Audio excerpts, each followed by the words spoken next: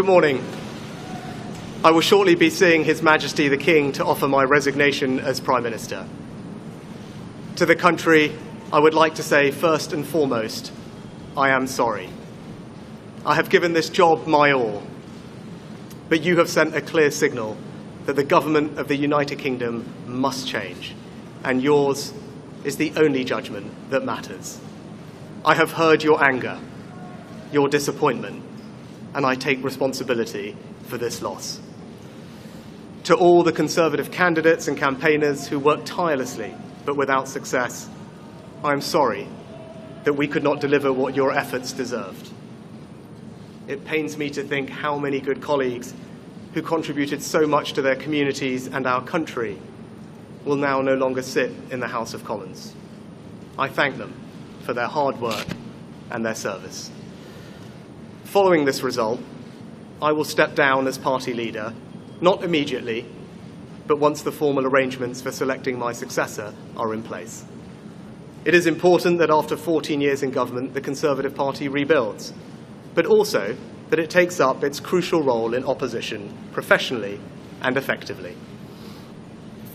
When I first stood here as your Prime Minister, I told you the most important task I had was to return stability to our economy.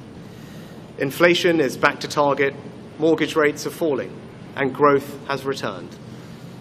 We have enhanced our standing in the world, rebuilding relations with allies, leading global efforts to support Ukraine, and becoming the home of a new generation of transformative technologies.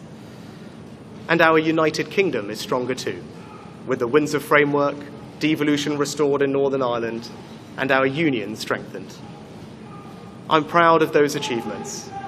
I believe this country is safer, stronger, and more secure than it was 20 months ago. And it is more prosperous, fairer, and resilient than it was in 2010. Whilst he has been my political opponent, Sir Keir Starmer will shortly become our Prime Minister. In this job, his successes will be all our successors, and I wish him and his family well. Whatever our disagreements in this campaign, he is a decent, public-spirited man who I respect. He and his family deserve the very best of our understanding as they make the huge transition to their new lives behind this door, and as he grapples with this most demanding of jobs in an increasingly unstable world. I'd like to thank my colleagues, my cabinet, the civil service, especially here in Downing Street, the team at Chequers, my staff, CCHQ, but most of all, I'd like to express my gratitude to my wife Akshata and our beautiful daughters.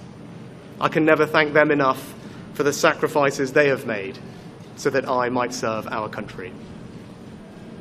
One of the most remarkable things about Britain is just how unremarkable it is that 2 generations after my grandparents came here with little, I could become Prime Minister, and that I could watch my 2 young daughters light Diwali candles on the steps in Downing Street.